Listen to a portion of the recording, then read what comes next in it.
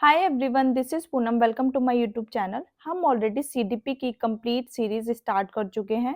ये क्लासेस उन बच्चों के लिए इम्पोर्टेंट है जो स्टेट लेवल पे टेट एग्जाम की तैयारी कर रहे हैं। चाहे आप स्टेट लेवल पे एसटेट की तैयारी कर रहे हो, C TET, MP TET, UP TET, REET, RPSC, कोई भी आप टेट के एग्जाम की तैयारी करो तो आपके एग्जाम में ये टॉपिक देखने को मिलता है।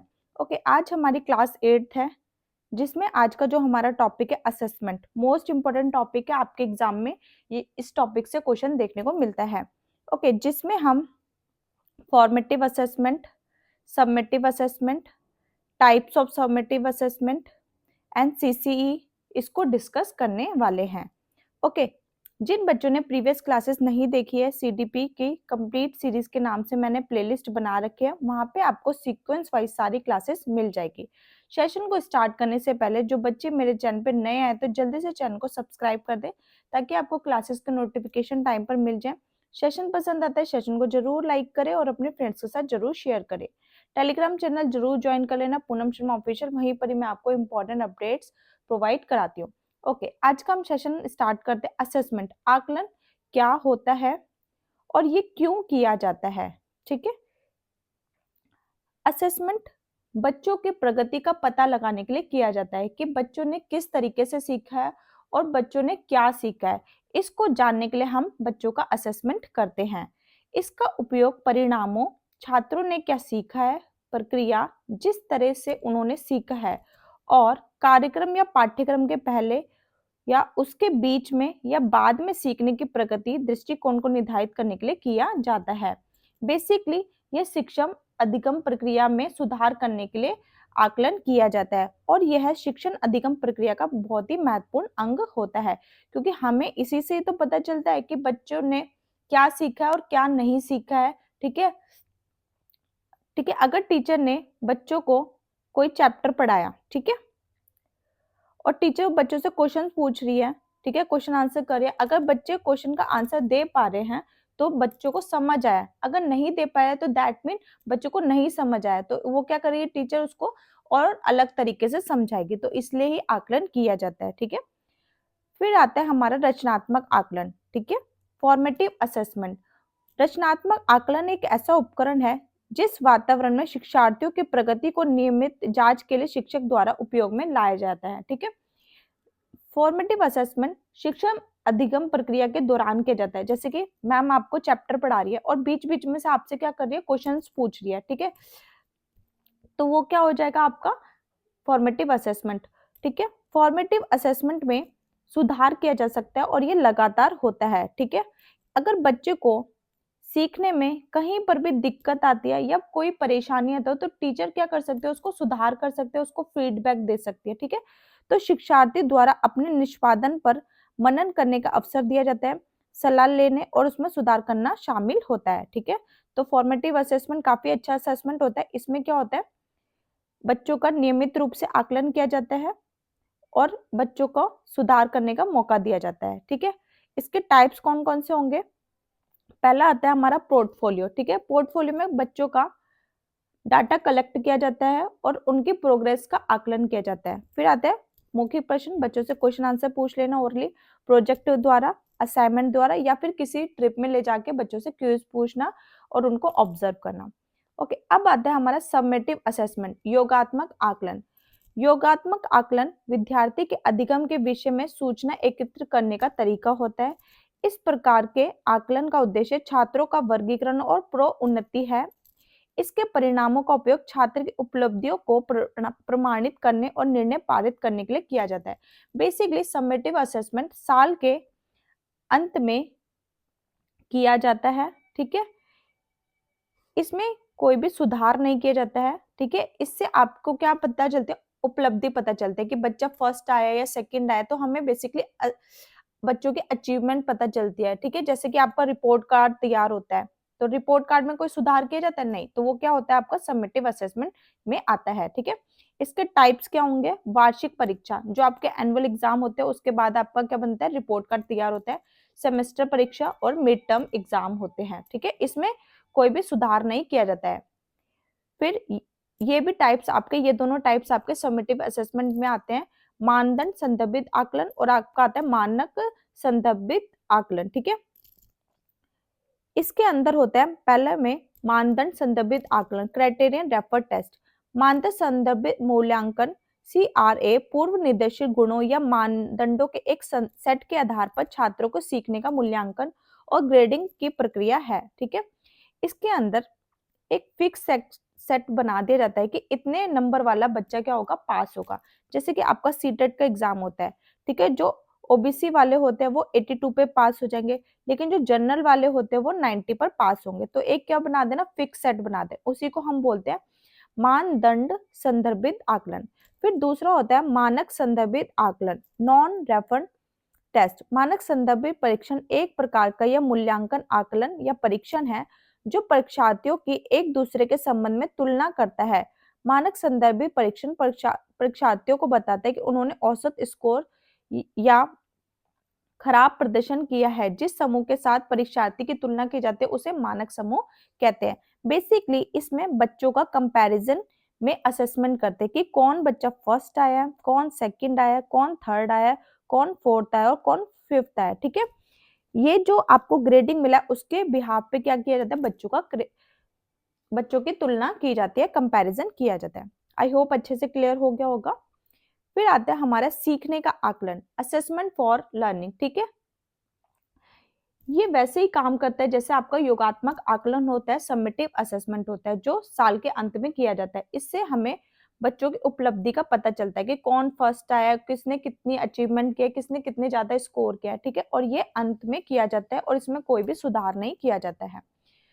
फिर हमारा सेकंड है सीखने के लिए आकलन, असेसमेंट फॉर लर्निंग। ठीक है, ये असेसमेंट फॉर लर्निंग होता है। इसमें शिक्षण प्रक्रिया के दौरान बच्चों का आकलन किया जाता है। ठीक है, टीचर कुछ पढ़ा रही है और बीच बीच में से बच्चों से क्वेश्चंस पूछ रही है और ये लगातार होता है, कॉन्टिन्यूअस होता है और इसमें बच्चों की प्रगति की नियमित रूप से जानकारी मिलती रहती है। फिर हमारा आता है सीखने के जैसा आकलन, असेसमेंट एज लर्निंग। ठीक है, इसमें हम क्या करते हैं, बच्चे जो होते हैं स्वयं से स्वयं का आकलन करते हैं, बच्चे खुद से अपना आकलन कर रहे हैं।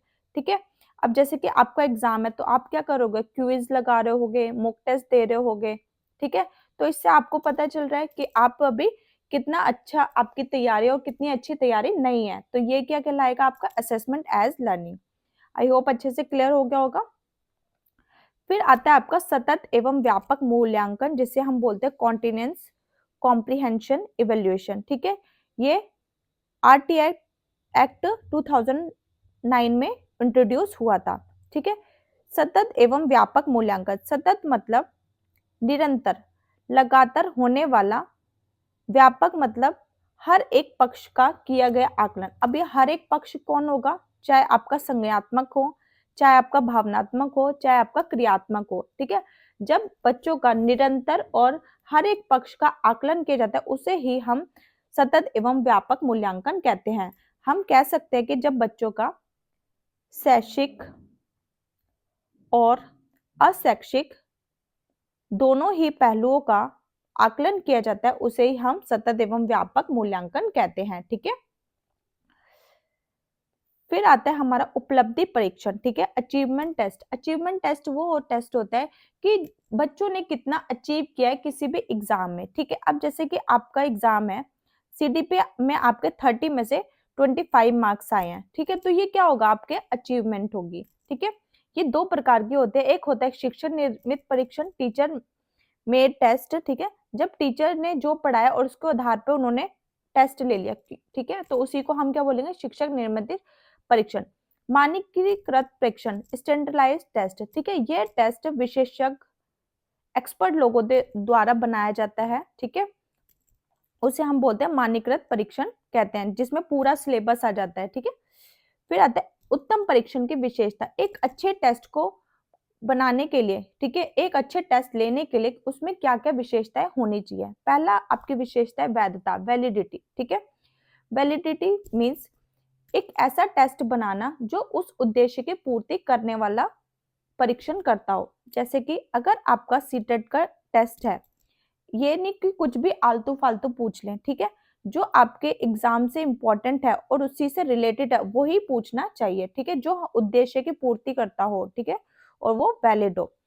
अब आता है विश्वसनीयता, रिलायबिलिटी। ठीक है, रिलायबिलिटी मतलब हर बार रिजल्ट क्या आए, सेम आए। ठीक है, एक बच्चे ने टेस्ट दिया, ठीक है, एक टीचर ने चेक किया उसके 40 नंबर आए, फिर दूसरे टीचर ने चेक किया फिर उसके 50 मार्क्स आए। तो ऐसा नहीं होना चाहिए, जितनी बार भी वो टेस्ट चेक किया जाए सेम ही मार्क्स आने चाहिए। ठीक है, फिर आता है वस्तुनिष्ठता, ठीक है, ऑब्जेक्टिविटी। उस वो एक ऐसा टेस्ट हो जिसपे किसी तरीके का कोई भी प्रभाव ना पड़े। ठीक है, तो वो क्या कहलाएगा, वस्तुनिष्ठता। ठीक है, व्यवहारिकता मतलब प्रैक्टिकल। ऐसा टेस्ट बनाना चाहिए जो रियल लाइफ में आसानी से यूज किया जा सके। ठीक है, उसके लिए 10 बार सोचना ना पड़े। ठीक है, जिस परीक्षण को आसानी में प्रयोग में लाया जा सकते, जो प्रैक्टिकल हो, उसी को हम क्या बोलते हैं, व्यवहारिकता कहते हैं। अच्छे से क्लियर हो गया। फिर आते हैं हमारे क्रिएटिविटी, संरचनात्मक। ठीक है, संरचनात्मक क्रिएटिविटी के जनक पॉल टॉरेंस थे। ठीक है, इन्होंने ही संरचनात्मक का परीक्षण दिया। ठीक है, 1966 में। जो बाहकर मेहंदी थे वो भी संरचनात्मक परीक्षण दिया। ठीक है, रिमोट एसोसिएशन परीक्षण दिया गया, उत्पाद सुधार परीक्षण। ठीक है, फिर आता है चित्र पूर्ति परीक्षण और टीन के डब्बों का परीक्षण। संरचनात्मक के जनक पॉल टॉरेंस हैं। ठीक है, इन्होंने संरचनात्मक के 4 तत्व बताया। पहला तत्व है धारा प्रवाह, फ्लुएंसी। ठीक है, कोई भी जब हम नया काम करेंगे तो थॉट्स क्या होने चाहिए, एकदम फ्लुएंसी में आने चाहिए। लचीलापन होना चाहिए, फ्लेक्सिबिलिटी होनी चाहिए कि जिसमें आसानी से बदलाव किया जा सके। मौलिकता होनी चाहिए, ओरिजिनलिटी होनी चाहिए, एकदम नया होना चाहिए। क्रिएटिव का मतलब ही क्या होता है, एकदम नया, नए ज्ञान का निर्माण करना, किसी की कॉपी ना हो। विस्तारण, इलेबोरेशन, ठीक है, उस चीज के बारे में विस्तार में बताया जा सके। कॉफमैन के संरचनात्मक में के 4 चरण बताया। पहला क्या, ऑर्गेनाइजेशन, आयोजन, किसी चीज को ऑर्गेनाइज करना, फिर उद्भवन करना, इंक्यूबेशन करना, प्रकाशन, फिर पब्लिकेशन करना, फोर्थ आपका आता है सत्यापन, वेरिफिकेशन करना। ओके, आज का हमारा आकलन टॉपिक कंप्लीट हो गया है। आई होप अच्छे से समझ आया होगा। अगर आपको कोई भी इवन डाउट रहता है तो आप मुझे कमेंट कर दिया करो। ठीक है, तो नेक्स्ट वीडियो में मैं आपका वो कमेंट ले लिया करूंगी। ओके, जिन बच्चों ने प्रीवियस क्लासेस नहीं देखी है, सीडीपी कंप्लीट सीरीज के नाम से प्लेलिस्ट बना रखी है, वहां पे आपको सीक्वेंस वाइज सारी क्लासेस मिल जाएगी। हमारी बस अभी 4 से 5 क्लासेस रह गई है सीडीपी की, वो आज मैं कंप्लीट करा दूंगी। ओके, उसके बाद जो हम करने वाले हैं, हिंदी की एक मैराथन क्लास लूंगी जिसमें आपके 7 से 8 टॉपिक जो आपके इनसे एग्जाम में क्वेश्चंस आते ही आते हैं। ठीक है, तो वो हम करेंगे एक मैराथन क्लास में। ठीक है, जो बच्चे मेरे चैनल पे नए हैं तो प्लीज चैनल को जरूर सब्सक्राइब कर लेना। जितना अच्छा आप मुझे रिस्पॉन्स देंगे मैं आपके लिए और ज्यादा वीडियो प्रोवाइड कराऊंगी। और यकीन मानिए, आप मेरी ही बस ये एस्टेट के लिए, किसी भी आप एग्जाम के लिए तैयारी कर रहे हैं, टेट एग्जाम की, आप बस इतना ही पढ़ लीजिए, दैट्स इनफ। आप जब प्रीवियस ईयर क्वेश्चंस करेंगे मेरे साथ तो आप ये देखेंगे कि जो मैंने पढ़ा है उससे बाहर आपका एक भी क्वेश्चन नहीं जाएगा। ठीक है, तो बस आप मेरे साथ क्लासेस देखिए और उसको बार बार रिवाइज करते रहिए। ठीक है, आज का सेशन हम यहीं खत्म करते हैं। Thanks for watching.